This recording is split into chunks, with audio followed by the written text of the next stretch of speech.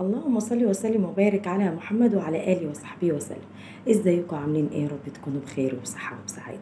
النهاردة الموضوع بتاعنا مهم جدا، واكيد ناس كتير جدا مرت بيه، بس هو يعني مش منتشر اوي في المجتمع، او ممكن يكون منتشر بس احنا اللي كنا عايشين في غيبوبة وما كناش عارفين بيه. اللي هو يا جماعة لما زوج وزوجة ينفصلوا عن بعض او يتطلقوا او يحصل ما بينهم مشاكل، والزوج عايز يرجع زوجته، فبيدخل ما بينهم وسيط. والوسيط المفروض اللي هو بيكون فاعل خير يعني، وبيروح لباباها او مامتها او عمها او اي حد يعني كبير العيلة عشان يرجع الراجل لمراته.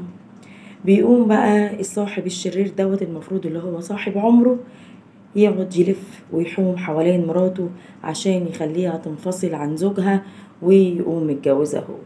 ايا كان بقى هما متطلقين او متخاصمين او في ما بينهم مشاكل او اي شيء من الاسباب فبيصطاد هو بقى في المية العكرة زي ما بيقولوا، وبيتجوزها او بيتخطبوا. المهم ان هو بيحصل ما بينهم ارتباط وبيفلسع صاحبه فايه الخيبة اللي احنا وصلنا ليها يعني. بشوف ناس كتير قوي يا جماعة بتكون باصة في باصص في مرات صاحبه، يكون حاطط عينه على خطيبة صاحبه. طب ما انت عندك الناس كتير يعني ما لقيتش الا دي يعني وتعجب بيها يعني. ما يعني مرات صاحبك او خطيبة صاحبك يبقى في يعني احساس شوية، يبقى في اصول، يبقى في حاجات ما ينفعش نتعداها. لا تلاقي دلوقتي ما فيش ولا اصول ولا صحوبية ولا جدعنة ولا اي حاجة.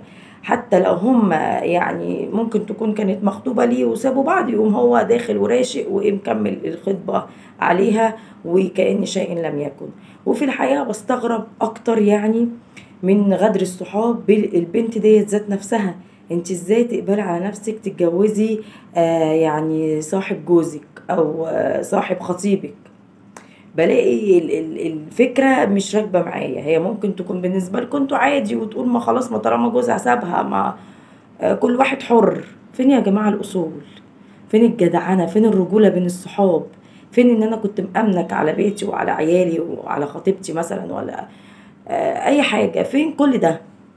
فين ان انا كنت بحكي لك مشاكلي عشان تحلها لي، مش عشان تروح تخطف مراتي وتخرب بيتي؟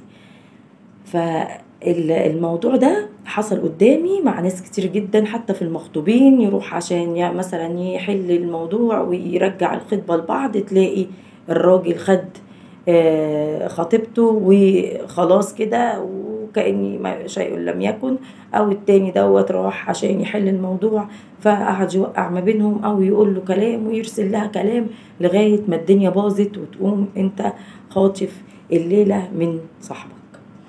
فبلاقي بصراحة ان دي قلة اصل وقلة تربية، ويعني ما بقاش في حد يعني يصون العيش والملح للدرجة دي. ما بقاش في حد يعرف يعني ايه صاحبي. ما فيش حد يعرف يعني ايه ما ينفعش اخون صاحبي، ما ينفعش اخون العيش والملح اللي ما بينا. ما فيش حاجة دلوقتي اسمها صون العيش والملح. دي بقى زمان، دي كانت زمان بقى على اجدادنا، تيتا وجدي وعمي، الناس بتوع زمان دول اللي كانوا بيصونوا العيش والملح. لكن دلوقتي لا، دلوقتي حتى بين الجيران لما بيحصل حاجة بتلاقي من خاص انفجر. والله العظيم بتلاقوا كده حاجات عمركم ما كنتوا تتخيلوها بتحصل بين الجيران وبعضها، في حين ان هم ما كانوش في اي مشاكل ما بينهم، بس موقف واحد ممكن يخليك تقطع علاقتك بحد كنت انت وهو كويس معاه، عشان انت شفت بس رد فعل منه مش متوقعه، انت اتفاجئت بيه، فبتلاقي غدر. فانا عايزه اعرف يا جماعه ليه الغدر بقى قريب مننا قوي كده؟ يعني زمان مثلا ده اتجوز مرات صاحبه، يا نهار اسود، ده اتجوز يعني ده كانت خطيبها وسابها فصاحبه خطبها، يا لهوي كده. دلوقتي لا، ما بنتفاجئش. دلوقتي بنسمع الحاجة وعادي جدا جدا، كأننا سامعين حاجة طبيعية وعادية في مجتمعنا، مع ان ده مش بيحصل ابدا في مجتمعنا كتير، وبيبقى يعني من الحاجات اللي نستغربها. انا في الحقيقه ما عدش عليا الحاجات دي كتير، بس لما بتعدي عليا بتفاجئ جدا جدا، لاني يعني بيقولوا كده زي ما بيقولوا الخنجر لما بيجي من اقرب الناس ليا بيكون أليم وبيوجع قوي. طب ما هو احنا اتطلقنا وممكن تتجوز اي واحد تاني، او انت ممكن تتجوز اي واحده تانية، ما لقيتش الا مراتي وتتجوزها، وانت كمان ما لقيتيش غير صاحب جوزك وترضي بيه وتوافقي بيه.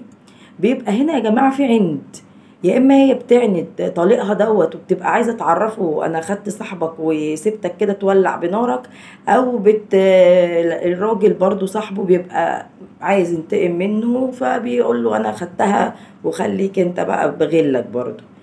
فمش عارفه دول يتقال عليهم صحاب ازاي؟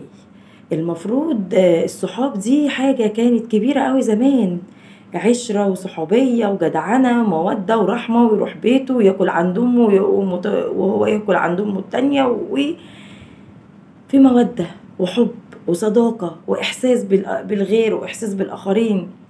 دلوقتي يا جماعة أقسم بالله حاجات كتير جدا انعدمت. تبقى قاعد عشان تحل بين زوج وزوجة، تلاقي واحد كده طلع لك من مش عارفة فين بيفركش الدنيا عشان هو حاطط عينه على مراتك وانت ما كنتش تعرف. فبجد بجد دلوقتي احنا في زمن العجايب. ناس كتير جدا جدا بتقع في مشكلة المفروض اللي هي تستنجد بحد يحلها، بتلاقي الحد دوت هو اللي بيبوظ المشكلة عشان في دماغه حاجة معينة عمرها أبدا ما هتوصل لدماغك. لو قعدت من هنا لبكرة تقول هو اللي بيعمل كده، هو في دماغه حاجة عمرها ما هتوصل لدماغك. فأنا عايزة ناخد بالنا قوي من الصحاب، ناخد بالنا قوي مين يدخل بيتنا ومين ما يدخلش بيتنا. ويا ريت يا جماعه صاحبي وصاحبك دي تبقى على القهوه.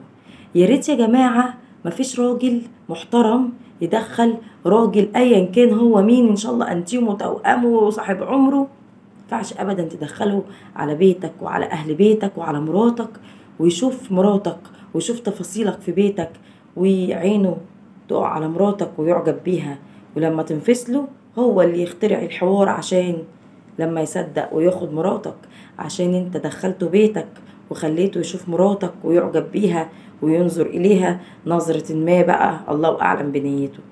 فبلاش يا جماعة نعمل كده، وبلاش ندخل الصحاب بينا، وبلاش ندخل الصحاب بيتنا. حتى لو انت زعلان انت ومراتك ما ينفعش ابدا الوسيط يبقى واحد صاحبك. يعني فين اهلها، فين عمها، فين اهلك انت، فين عمامك، فين اخواتك؟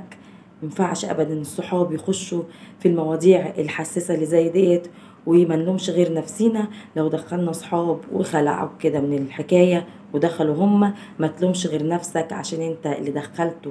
من هنا ورايح نعرف مفيش صاحب بقت صاحب، مفيش راجل بقى راجل، بجد والله العظيم.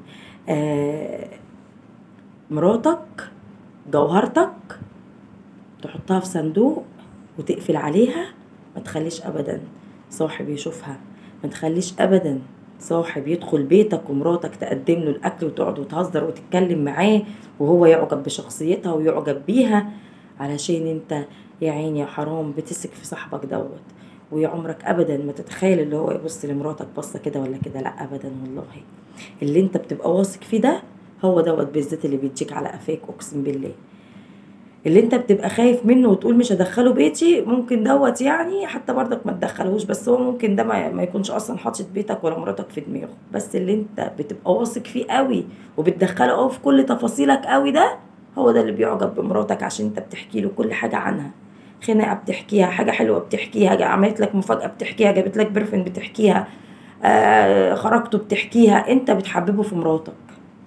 فاول مشكله ما بتحصل ما بينكم بتلاقيه هو اول واحد بيركنك على الرف وبياخد مراتك لما تطلقها بقى وتسيبوا بعض كده. فخدوا بالكم كويس قوي، خدوا بالكم المواضيع دي بتحصل كتير جدا جدا.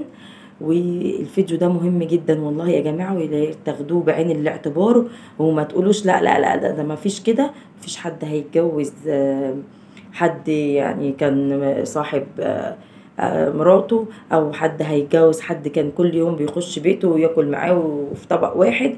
ده الناس بتصون العيش والملح، لا مفيش دلوقتي ولا عيش ولا ملح، ولا بقى حد بيصون عيشة، ولا حد بقى بيصون عشرة، ولا بقى فيه اي حاجة. واي حاجة اي حاجة تتخيلوها في الزمن ده توقعوها اللي هي تحصل. فربنا يسترها علينا ويبعد عننا أصحاب السوء، ويبعد عننا جيران السوء، ويبعد عننا أي حاجة وحشة يا رب. وأتمنى لكم السعادة والسداد في بيوتكم يا رب، واستودعتكم في رعاية الله وأمنه، والسلام عليكم ورحمة الله وبركاته. باي باي.